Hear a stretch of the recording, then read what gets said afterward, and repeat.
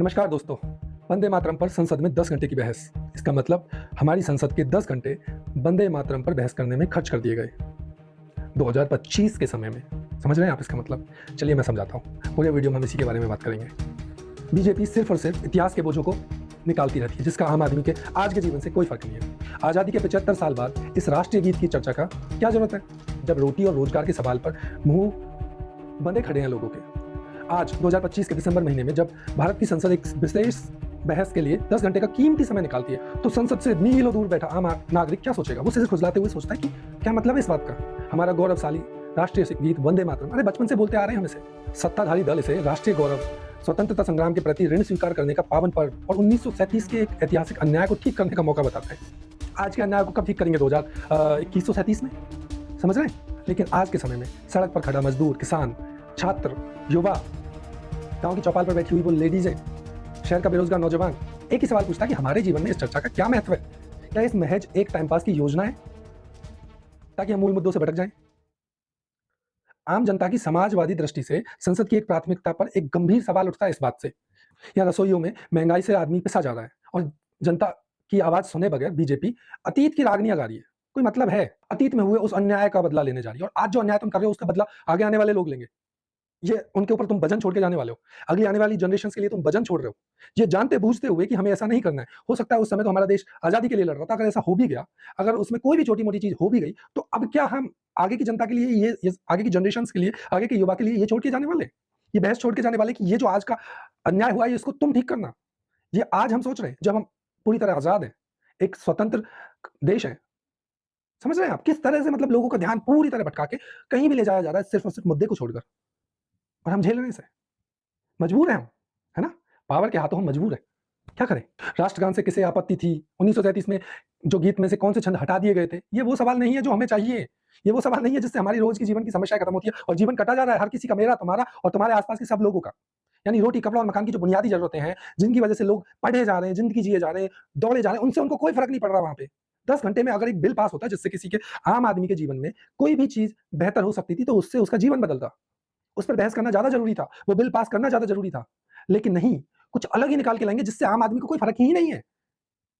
बेरोजगार आदमी को उससे क्या फर्क? तुम एक क्वेश्चन बनाना चाहते हो? हमारे लिए असली मुद्दे आज की डेट में रोटी, रोजगार और स्वास्थ्य है। यानी कि रोटी, कपड़ा और मकान की बुनियादी जरूरत है।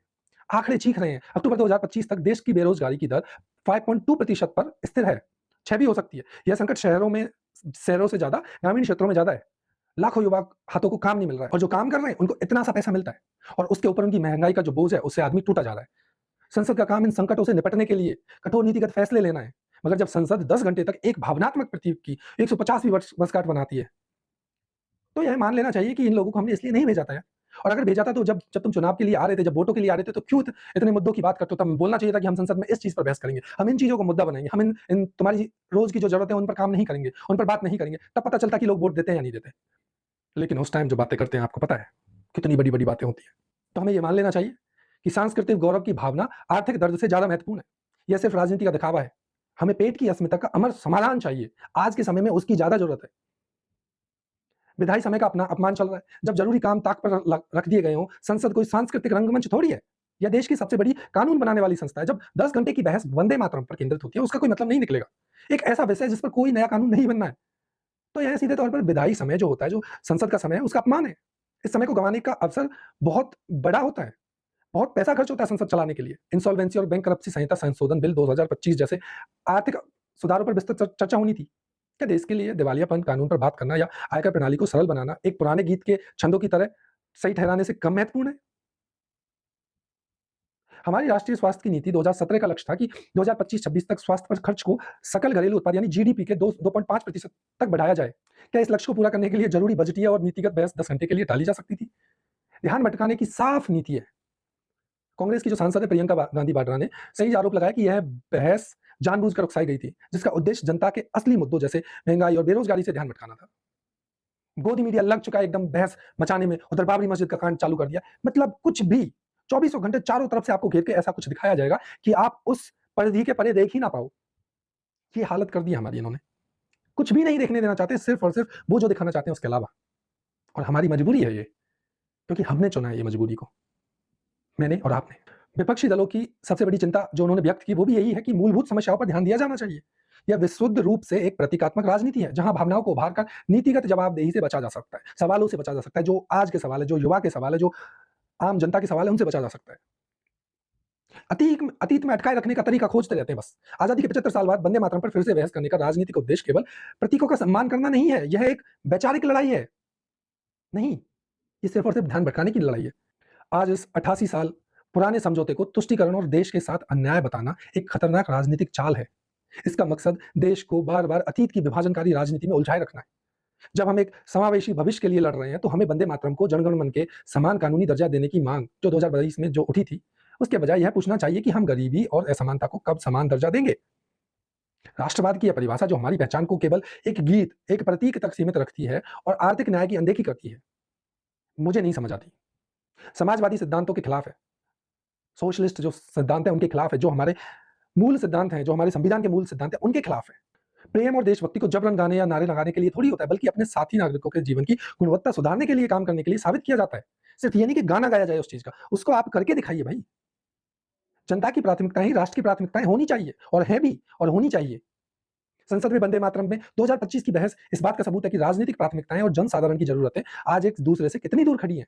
हम वंदे मातरम के ऐतिहासिक महत्व को स्वीकार करते हैं। यह गीत स्वतंत्रता संग्राम का एक शक्तिशाली मंत्र था। लेकिन एक राष्ट्रगीत पर बहस करके हम रोजगार बिल, स्वास्थ्य बजट या ग्रामीण संकट जैसे वास्तविक राष्ट्रगीतों को खामोश नहीं कर सकते। उनको अलग नहीं कर सकते और नहीं करना चाहिए, एक सेकंड के लिए भी। एक ऐसे राष्ट्र में जहां गरीबी और असमानता आज भी लाखों लोगों के लिए सबसे बड़ी देवी बनी हुई है, हमें मातृभूमि की वंदना यानी कि वंदे मातरम को नागरिकों की सेवा में बदलना होगा। संसद का समय जनता का समय है और इसे जनता के लिए ही खर्च होना चाहिए। 160 करोड़ की जनता के जो लीडर हैं, वो जब 1 सेकंड भी या 1 मिनट भी किसी फालतू चीज़ पर खर्च करते हैं, इसका मतलब वो 160 करोड़ लोगों की 1-1 मिनट खर्च कर रहे हैं। मेरा मानना ऐसा है। वो 160 करोड़ लोगों की 1-1 मिनट खर्च कर रहे हैं। इसका मतलब 160 करोड़ मिनट वो वेस्ट कर रहे हैं पूरे देश की। ये राजनीति है, ये देशभक्ति है। समझते हैं आप? 10 घंटे बहस किए, कितने कितने सांसदों ने मिलके 545 सांसदों ने मिलके। कितने मिनट बन जाते हैं कैलकुलेट करके देखना एक बार। ये हालत है हमारी। इस तरह के लोग हैं हमारे संसद में। इस तरह के लोग हमारा देश चला रहे हैं। क्या आपको लगता है कि ये देश चलाने लायक हैं? क्या लगता है कि ऐसे लोगों को आपको कहीं से भी, किसी भी प्रतिशत पर, 1% मैं बोलता हूँ माइनस में भी ऐसे लोगों को किसी पद पर नहीं होना चाहिए। सच बात ये है। इससे जिसको बुरा लगे, लगे। बाकी आप सब समझदार हैं। नमस्कार।